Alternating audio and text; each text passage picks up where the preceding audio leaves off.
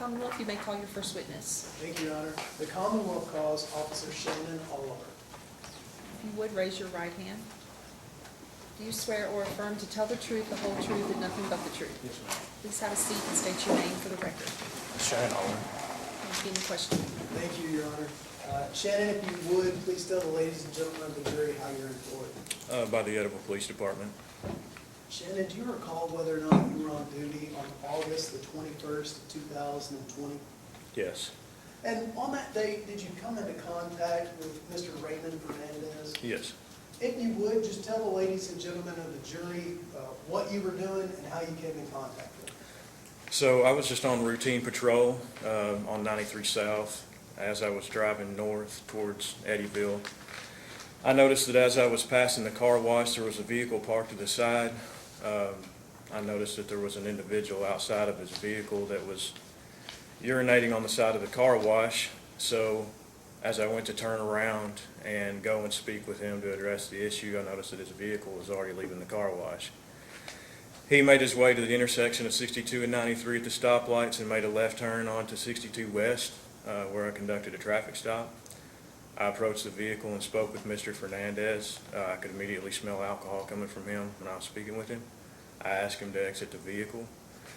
While I was speaking with him, I noticed that his speech was slurred. He was a little unsteady on his feet.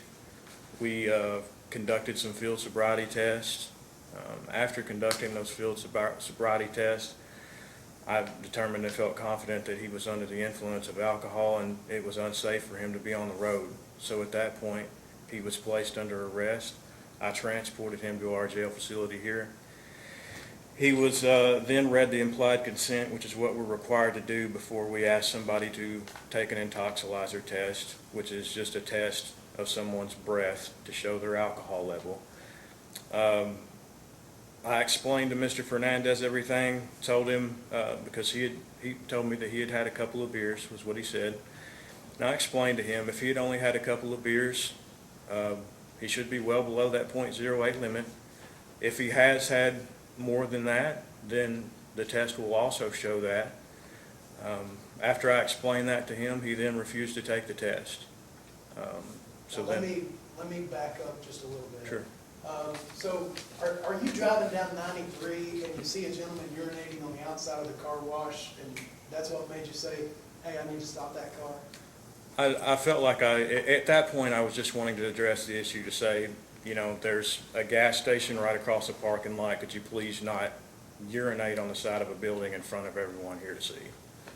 And so whenever you get up to the vehicle, what kind of got your gears turned in that alcohol may be in play here? Just as he was speaking with me, I could smell it on him, and as I said before, I had asked him if he had been drinking anything, and he did say that he had had a couple beers.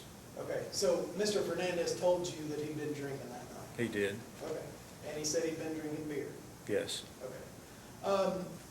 Did you make any observations about the way he looked, the way he acted, how he was standing whenever he got out of the car, anything like that? Nothing other than the fact that I noticed that his speech was a little slurred. He was unsteady on his feet. He did show a couple of clues throughout the field sobriety test. Other than that, Mr. Fernandez during the traffic stop was polite and cooperative. Okay. Now, the field sobriety test, explain to the jury what they are and which ones you gave to the defendant. Okay.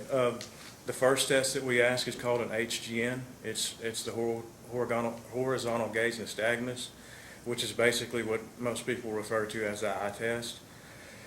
When I attempted to give that test to him, in order for me to properly conduct it, the individual has to keep their head still so he can follow my finger with his eyes. Mr. Fernandez wasn't able to do that. He kept moving his head back and forth, so we weren't able to conduct that test. The next test is the walk and turn, where basically we have the individual stand in a stationary position with his right foot in front of his left, explain the instructions to him. We have him take 9 heel-to-toe steps and count out loud while he's doing that. Once he completes that, since he's taken an uneven number of steps, he ends with his left foot. He's to make a small series of turns and repeat the same 9 steps back. During that test, Your Honor, may we approach? You may.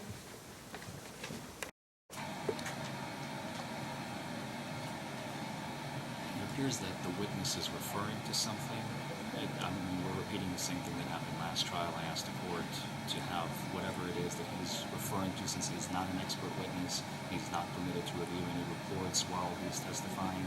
It is okay if he doesn't remember something, he can ask Mr. Wilson to provide him to refresh his recollection, but the witness is not permitted by law to have anything into desk while they're testifying. He must testify from memory. I think that is the. I can ask him that, that's fine. You could just give it, remove them. Thank you. Okay, continue. Shannon, how long has it been since you stopped Mr. Fernandez? A couple of years, Okay. Have you undertaken many traffic stops since then? hundreds.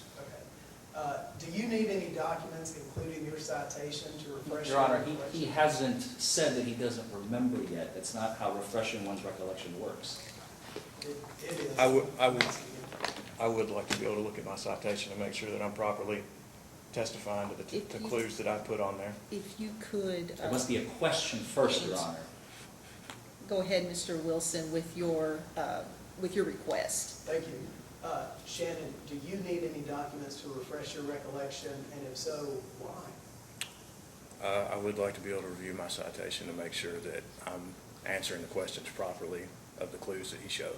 Thank you. Your Honor, may I present the witness with his citation? I believe you can when there is a question. Thank you. So Shannon, you were talking about the walk-and-turn test. Yes. Do you recall how the gentleman performed on the walk-and-turn test? I would like to review my citation to see those clues that he Your Honor, showed. may I approach the witness with his Now, to citation? that, we have no objection, Your Honor. You may. Thank you.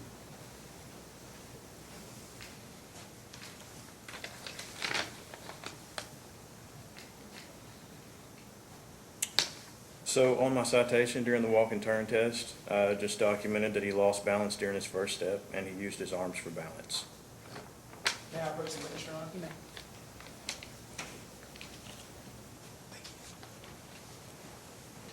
So overall, Shannon, did his field sobriety test lead you to believe that he may or may not be under the influence of alcohol? Yes, And was that coupled with his statement that he had been drinking that night?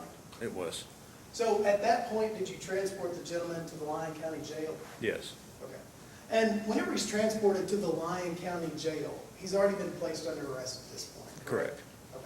Once you get to the Lyon County Jail, did you read the gentleman the implied consent? Objection, Your form? Honor. Counsel is testifying. Is there a response? I'm asking open-ended questions. Okay, I'm going to overrule. Thank you. May I restate my question? You may. Okay. Did you request the gentleman to complete the intoxilizer?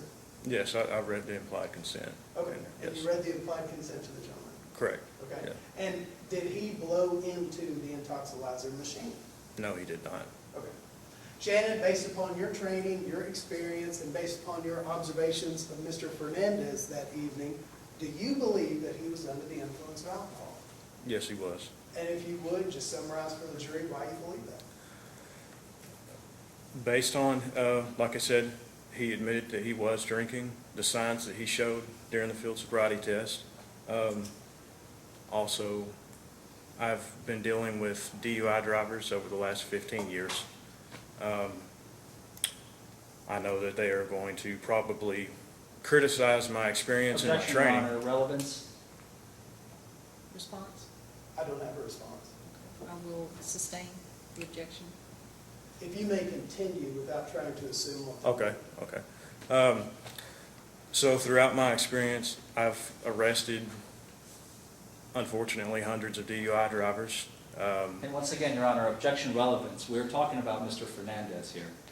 I've asked the gentleman in regards to his training and his experience. He's testifying in regards to his experience and based thereupon his own personal opinion. I will overrule and allow it. Thank you, Your Honor. You can continue. So I have, over the last 15 years, I've dealt with hundreds of DUI drivers. And if they've been over the age of 21, if they've cooperated and come back to the jail and they have blown into the intoxilizer, I haven't had one of those individuals that have blown less than a .08. So up to this point, my judgment and my experience has served me pretty well. So that's why I believe that he was under the influence and why he was placed under arrest. Thank you very much.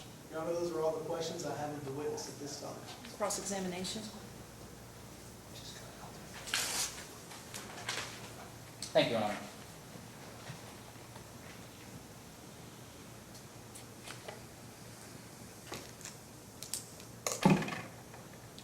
Let's talk about something we haven't talked about yet.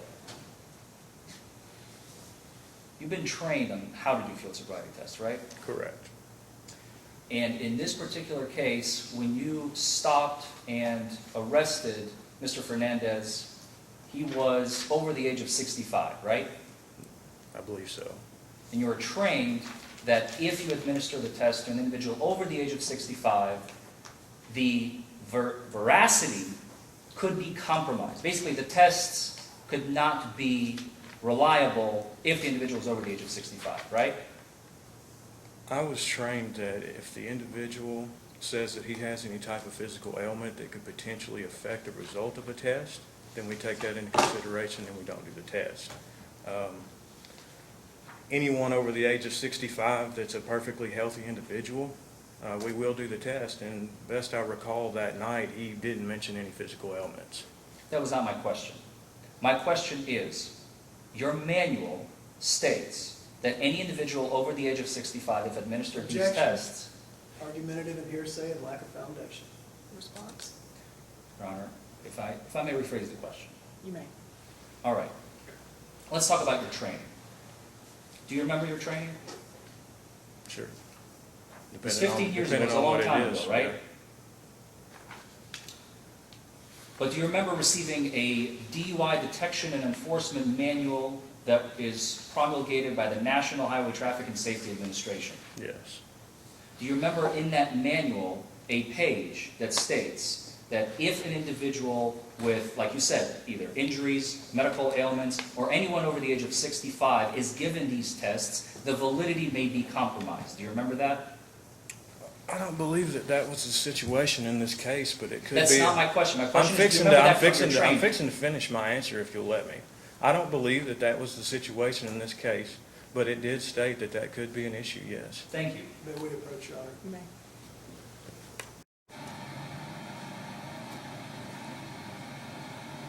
I'd ask that counsel either question the witness from the podium or the table.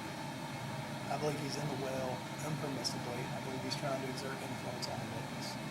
I'm simply trying to talk to the witness a bit more like a human rather than an attorney, because I think this case has become a lot more than just this case, Your Honor. I am going to state that you ask for the podium, and then if you need to approach the witness, you can ask the court for approach. Okay, thank you, Your Honor.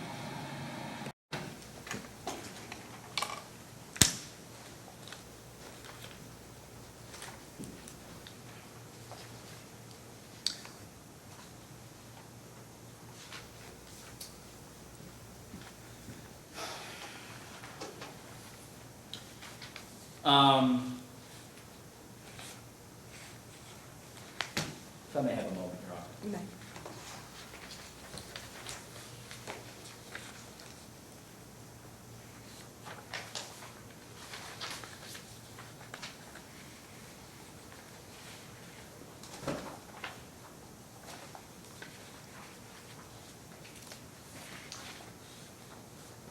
Now, Mr. Oliver, do you recall being notifying dispatch of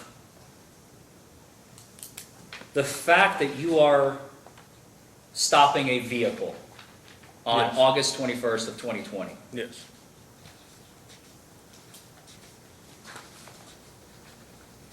And what does dispatch do when you notify them that you are on patrol and you're about to initiate a stop?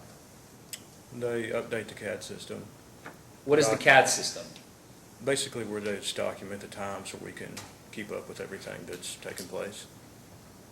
Does it stand for Computer Assisted Dispatch, to your Yes. knowledge? Yes. Now, so far in your whole testimony today, we have not heard that there was a second police officer on scene. Correct. Is it your testimony here today that on August 21st, 2020, you were the only officer conducting the investigation of Mr. Raymond Fernandez? After reviewing the CAD system recently, I do recall now that there was another officer there. So this is not what you testified to previously, correct? Correct.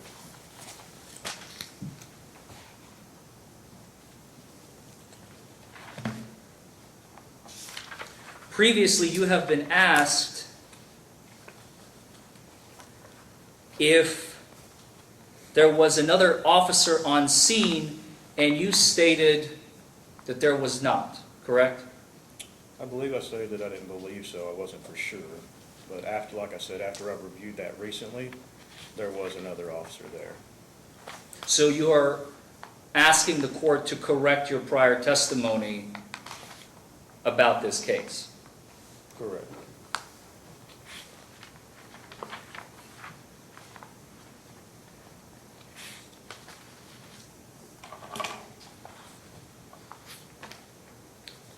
Do you recall, after reviewing the CAD detail, what was that officer's name? Deputy People.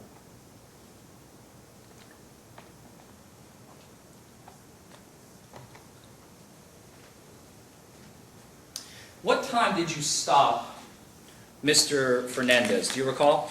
We need to review my citation. If I may approach the witness, Your Honor? You may.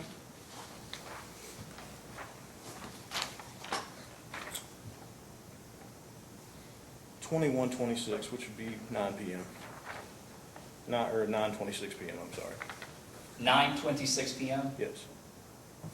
And what time did you arrest Mr. Fernandez? 9:37 p.m. If I may approach the witness, Your Honor? You may. So 9:26, you stop Mr. Fernandez, correct? Correct. And you arrest him 11 minutes later at 9:37. Correct.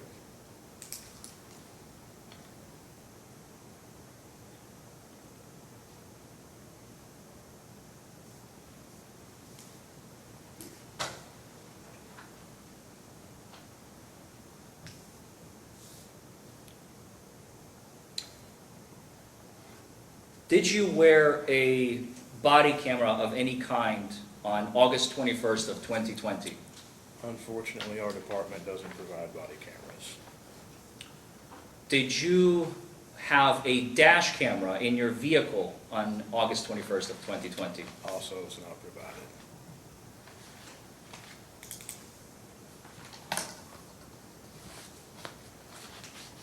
No further questions, Your Honor. Redirect. I have no further questions and no further witnesses, Your Honor. Thank you. You may be excused. Mr. Forman, you may call your first witness. Your Honor, if we may have a brief 5-minute recess. Okay. We will be in recess. It looks like it is